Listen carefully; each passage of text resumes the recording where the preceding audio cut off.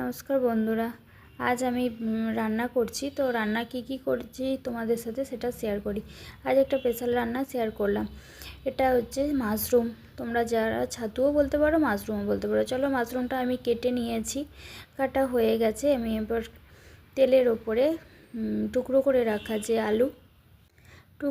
রাখা আলুটাও কেটে নিয়েছি। এতে পেঁয়াজ কুচি, রসুন, টমেটো, লঙ্কা সব এগুলো আমি একটা পেস্ট বানিয়ে নেব।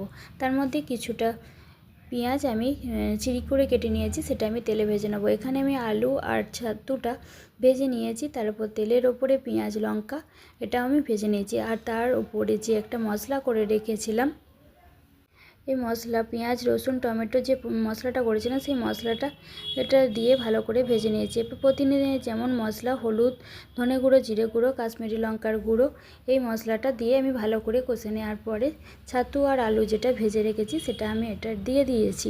এটা ভালো করে কষানো হয়ে যাওয়ার পর তেল ছাড়ার পরে এটা গরম জল করে রেখেছিলাম, সেই গরম জল এর ওপরে দিয়ে দিয়েছি। এরপর এই জলটা দেওয়ার পরে এটা ভালো করে সেদ্ধ হয়ে যাক ততক্ষণ।